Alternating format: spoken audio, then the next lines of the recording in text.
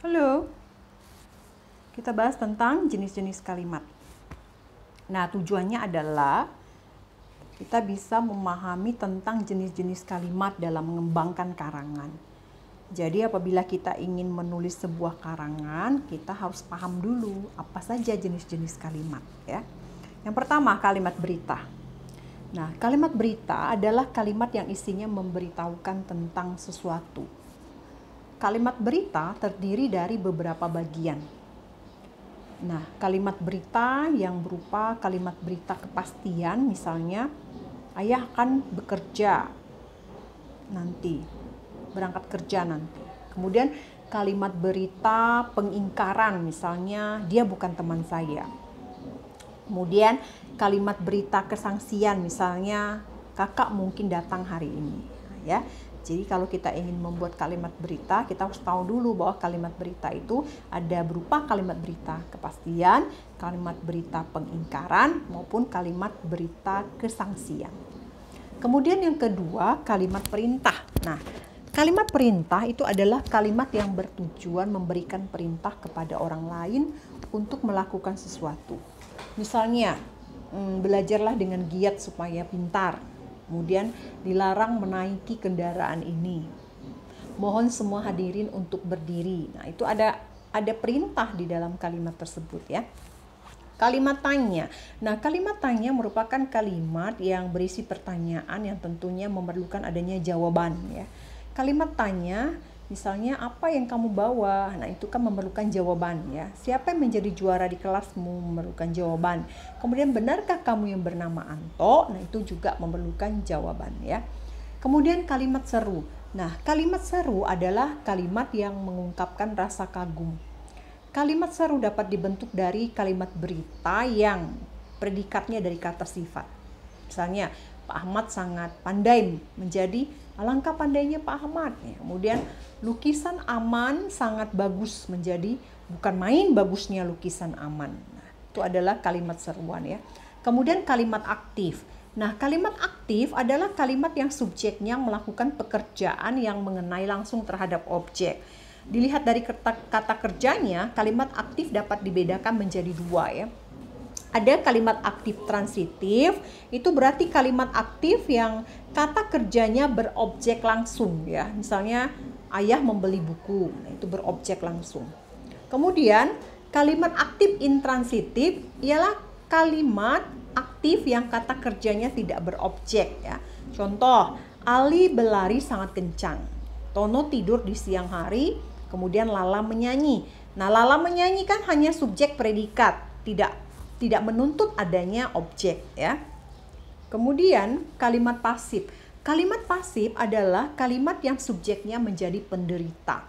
Nah, kalimat pasif adalah kalimat yang subjeknya menjadi objek. Nah, contoh, penjahat ditangkap polisi, ya kan? Misalnya kan kalimat aktifnya kan, polisi menangkap penjahat. Diubah menjadi pasif, maka kalimat yang subjeknya akan berubah menjadi objek. Contoh kedua, tadi pagi kakak diajak pergi, kemudian ayah ditabrak mobil. Nah, itu adalah contoh kalimat pasif. Kalimat langsung. Nah, sahabat kreatif, kalimat langsung adalah kalimat yang secara langsung diucapkan oleh seseorang. Kalimat langsung ditandai dengan tanda petik, ya, tanda kutip. Kalimat ini bisa berupa kalimat berita, kalimat tanya, atau kalimat perintah. Nah, contoh, ibu berkata, tanda petik, jangan ramai-ramai kalau belajar.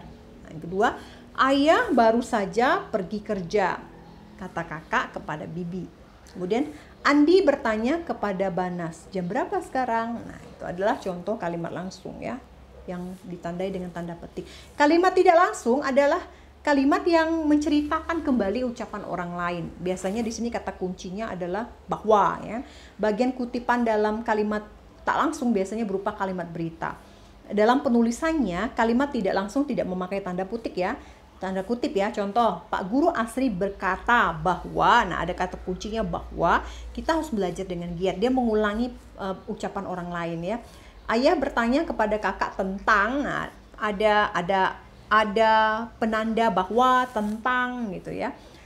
Ayah bertanya kepada kakak tentang kapan dia pergi ke Surabaya.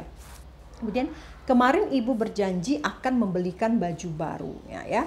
Kemudian kalimat permintaan. Nah, kalimat permintaan atau permohonan adalah kalimat yang menyatakan keinginan untuk diberi sesuatu oleh orang lain. Nah, kalimat ini biasanya ditandai dengan kata-kata saya minta, saya ingin, saya mohon, dan sebagainya. Contoh, kalau bosan, kalau boleh saya minta waktu sebentar.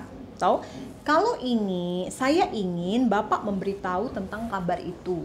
Kemudian contoh lain, saya mohon semua hadirin berdiri, ya. Kemudian kalimat sapaan. Nah, kalimat sapaan adalah kalimat yang fungsinya untuk menegur, menyapa atau memanggil nama orang.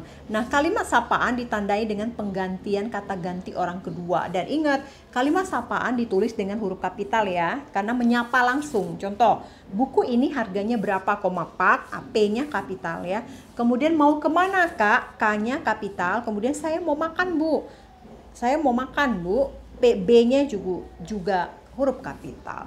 Nah, sahabat kreatif, ada lagi kalimat harapan. Nah, kalimat harapan itu kalimat yang bagaimana? Kalimat harapan adalah kalimat yang menyatakan keinginan untuk memperoleh sesuatu. Nah, kalimat harapan ini ditandai dengan kata-kata misalnya saya harap, harapan saya, semoga, mudah-mudahan, insya Allah, dan seterusnya. Contoh, saya berharap mereka kembali dengan selamat. Kemudian, semoga hari esok lebih baik daripada hari ini. Itu adalah contoh-contoh kalimat harapan. Dan yang terakhir adalah kalimat ajakan. Nah, kalimat ajakan biasa kita gunakan sehari-hari. Nah, apa itu kalimat ajakan? Kalimat ajakan adalah kalimat yang menyatakan ajakan agar seseorang mau mengikuti kita. Contoh, ayo kita pergi sekarang, mari kita belajar bersama-sama. Kita jalan-jalan yuk. Nah, itu adalah kalimat ajakan. Nah, demikian sahabat kreatif pembelajaran mengenai jenis-jenis kalimat pada hari ini. Nah, belajarlah lebih sering lagi tentang jenis kalimat ya, supaya dapat mengarang lebih baik lagi. Selamat sore, sampai jumpa.